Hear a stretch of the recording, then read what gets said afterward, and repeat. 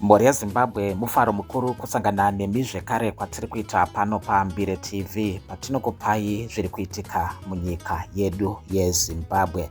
Regai titore mukana uno kukutendai zvikuru nesapoti yamuri kupa kuchannel ino, zvisinei nekuti takanga tawisirwa pasi, asi zita rekuti Mbire arife zvekumhanya ndo chokwadi ichocho, nekuti veruzhinji vanoziva kuti pano tinotsetsenura nhau mururimi rwaamai.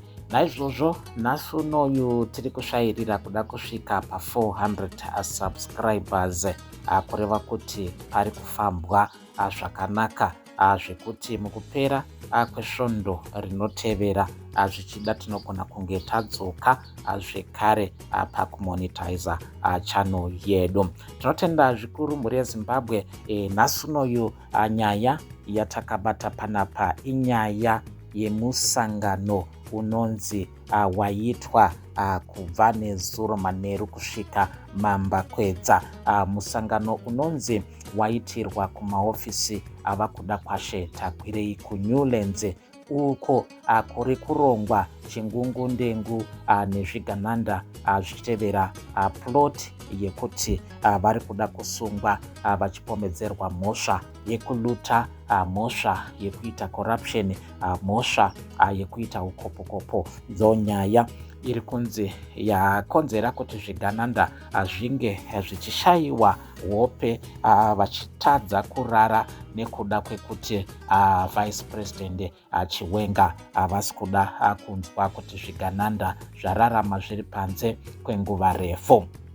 Zvinova zvinhu zvakakonzera kuti vaEmmerson Mnangagwa vaite machanges muPolitburo nekuda kwekuti vanga vaona kuti mune vamwe vanhu varimo mudare irororo vari kutsigira urongwa hwavice president wekuti zvigananda zvisungwe, uye kufumurwa kwakaitwa nyaya yekuti bato reZANU-PF rine mashares muSakunda Holdings anosvika iwo 45%, apo mari yemashares aya yanga iri kushandiswa, inonzi ndiyo yanga yava kushandiswa nakuda kwashe tagwirei kubraiba nhengo dzeCentral Committee kuti dzimutsigire kuti ange achinikoparetwa. Naizvozvo kugadzwa kwakaitwa Chinamasa kuva secretary, vaMudhenda kuva secretary general webato reZANU-PF, zviri kutaurwa izvo kuti vaMudhenda vachashandiswa kunyora tsamba yekukonfema incorporation yava kuda kwashe tagwirei, izvo zvakanga zviri kurambwa navaObert Mpofu avo vakazobviswa vachiitwa secretary weICT mudare rePolitburo mubato reZANU-PF. Naizvozvo panapa faction yezvigananda iri kutaurwa iyo kuti yava kuvhunduka nekuda kwekuti vari kuona kuti utano hwemutungamiriri hwenyika huri kuramba huchizunguzika. Naizvozvo vari kuona sekuti kana zvikamira zvakadaro zvoreva kuti kusevhaivha kwavo kuri panguva yakaoma, sezvo vice president vari kuramba vakatsika giya dzvuku rekuda kupinza zvigananda mukati. VaChiwenga vakambotaura vari kuVictoria Falls pamusangano weZimbabwe National Chamber of Commerce, apo vakayambira zvigananda kuti muchasafa 3 folds or 4 folds, muchaona nhamo nguva yenyu yekukungura yava pedo. Saka mashoko iwayo ari kuramba achitambudza zvigananda izvo zvinova zvakakonzera kuti pange paine campaign nezuro yekudzosa nyaya yemadiamonds ekuti mauto aitungamirirwa navaChiwenga akapomedzerwa mhosva yekuluta mari yemadiamonds ekuchiyadzwa, zvinova zvakakonzera kuti pave nedhibhete nezuro padandemutande, padhibhete rinova rakatangwa naTemba Muliswa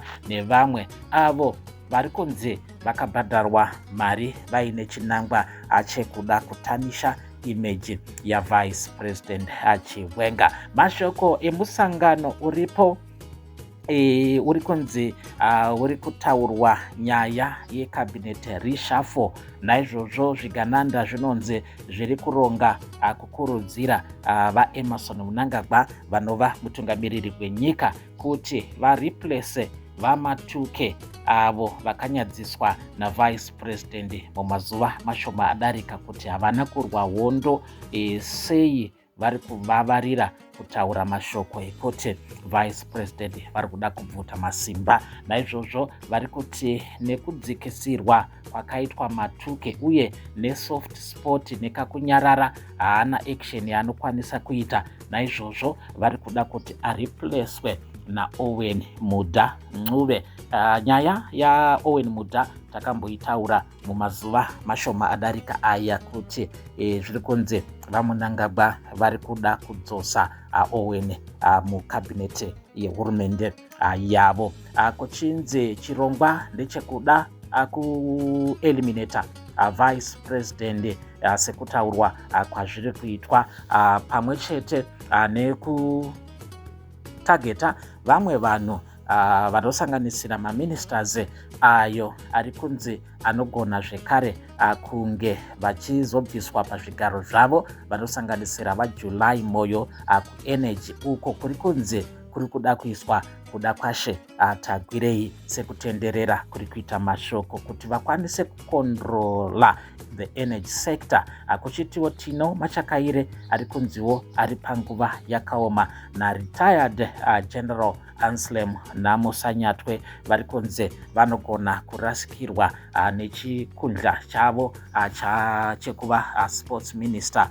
Chikundla ichi chiri kutaurwa icho kunze chiri kupiwa Temba Muliswa sekutenderera kuri kuita mashoko padande mutande, pamwe chete nekurelegeta vamwe vese vari kufungidzirwa kuti vane chekuita nekutsigira vaChiwenga paurongwa hwavo hwekuti zvigananda zviri kufanirwa kunge zvichipinda mukati. Ndiwo mashoko emamiriro azvakaita pari zvino. Zvinonzi vice president Chiwenga havasi kusheka, havasi kuvhunduka nezviri kuitika kana kuti nemachenjizi akaitika kushamwari dzavo kana kuti kuvatsigiri vavo. Vari kuti rambai makadaro, mirai makadaro, isu hatisi kudzokera kumashure kusvika zvigananda zvarova pasi, kusvika zvigananda zvapinda mukati. Pari kutaurwa nyaya yaWicknell Chivayo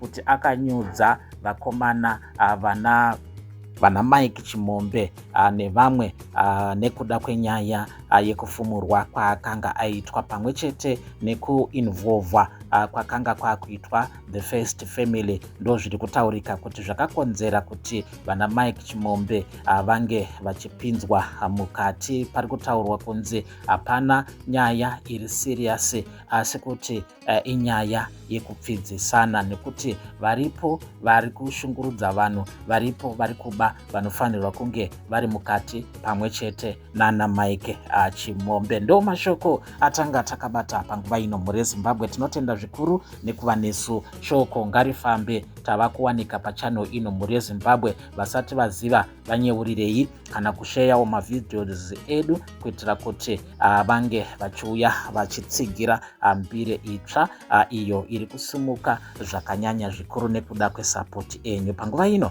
tinoti muve nezuva renyu rakanaka.